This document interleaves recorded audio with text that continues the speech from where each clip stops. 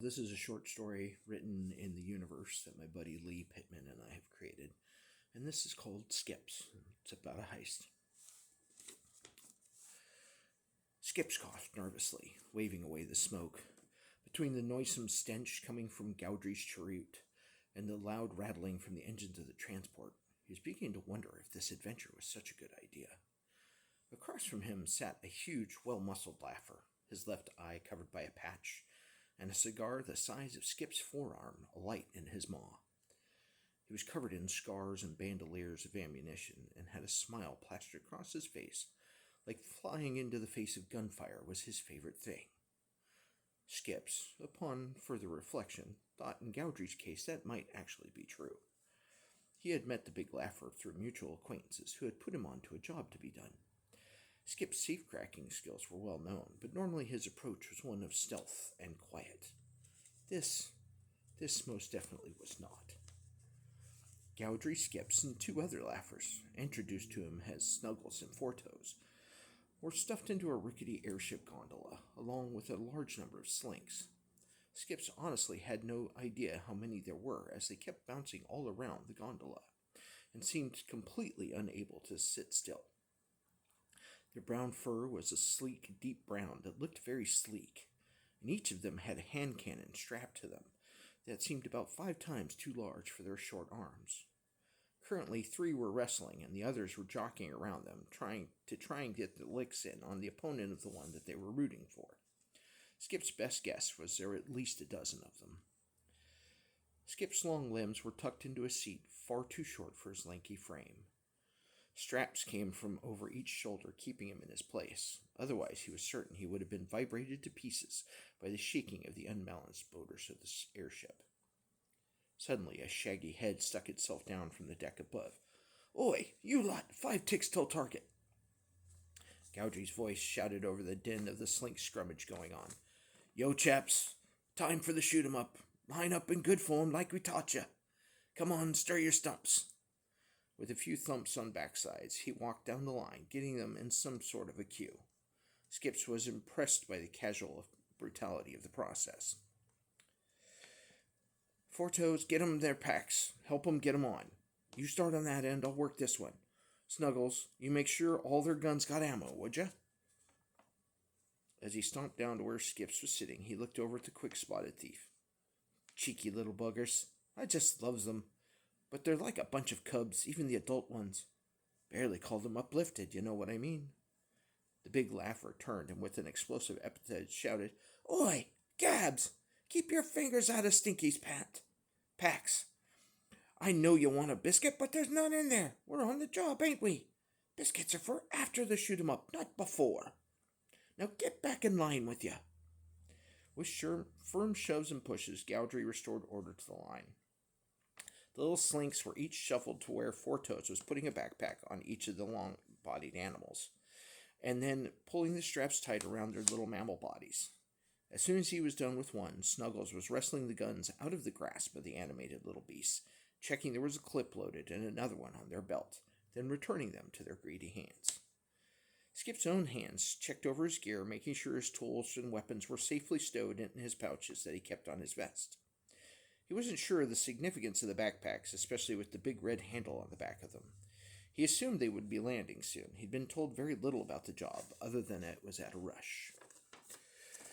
Skips made note to himself that he needed to clarify with Emilio next time that he needed more information about a job before signing on. He still had no idea where he was, or indeed what he was supposed to be stealing. The last slink in the line looked up at Skips. "You the light fingers?" "Excuse me, what?" "Yeah, you push. Gowdry said you was. You the light fingers, okay." "All right, sure," Skips nodded, still confused. Four Toes looked over him. "Nugs means you're a thief, mate." Skips looked down at the smaller beast and nodded at him. "Yes, in that case I am the light fingers." "Okay, then. You just do youse job. You keep youse fingers out of my tin, and we be all right. No biscuit till after the job, right?" A slink nudged him with his elbow and winked. "Right. Carry on, then," said Skips, confused as ever. He nervously began to groom his spots, his digits digging through the tangles as he looked over the line. Between all three laughers' efforts, the line of slinks was more or less straight, and each of the dark-furred beasts had a backpack on their spine and a monster hand cannon or blunderbuss in their hands. The shaggy head turned from the deck and poked up through the hatch again, shouting, "Target in 30 tickety ticks!" Gowdry marched up to the front and wrenched open the big sliding door. Skips felt his fur stand on end as it was hit with the blast of cold air from the night outside. The big laugher stood up tall in the front and looked over the line. His grin was lopsided and excited, the one eye that was visible wide with emotion. "All right, you lot. It's time to get on the job. Go down there and everyone you see with tusks, what are you going to do?" Gowdry shouted. "Shoot 'em up!" the slinks all cried back. Then they began to chant, repeating it over and over. "Shoot 'em up! Shoot 'em up! Shoot 'em up!" "That's right. Go blast them tuskers and there'll be biscuits and tea for you afters." There was much cheering and shouting, and shocking to Skip's already rattled nerves, one hand cannon went off with a loud report. Luckily, out the already open door, not damaging the already rickety transport further. "All right, then, time to go, boss." The slink at the head of the line looked up at Gowdry. "Yeah, Furbs? It's cold out there. Don't want to go." Gowdry looked down with a most beatific smile, saying, "Yeah, I understand that, Furbs. But we's on the job, ain't we?" The little slink nodded in response, his sleek fur rustling around in the now fierce wind coming through the door. "Then it's time." And with that, Gowdry grabbed the little slink and chucked him out the door, much to Skip's shock. A wild yee came through the door as the slink fell to earth. No one else seemed much surprised. Indeed, the line moved forward, and one by one, Gowdry threw each of the little beasts out the door. Skips noticed a pile of red rings gathering at Gowdry's feet, and he realized he was pulling them off the backpacks as he chucked them out the door. Skips unstrapped and came forward to see where he could see out the porthole. Below in the moonlight, he could see what looked like daisies drifting down towards the ground. As Nugs, the last in line, was tossed out, he could see that shortly after they began their plummet to the ground, a great bundle of cloth came out of their backpack and caught the air, forming a pocket above each of the little beasts, arresting their rapid descent and slowing them to what appeared to be a gentle fall to the ground. He looked at Gowdry in amazement. "By the Veld, that's amazing." "Ah, thanks, mate. I can't take credit, though. It's Four Toes and Snuggles that stole the idea. We're just the first ones to use it on slinks. They'll keep the tuskers busy while we do our job. If any of them actually make it to the rally point for tea and biscuits, all the better."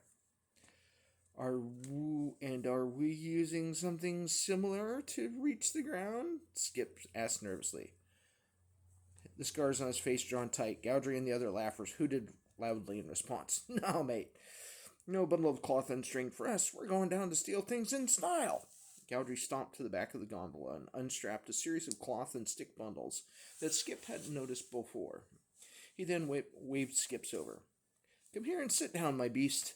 Put that strap over your legs. Wouldn't do to have you fall out now."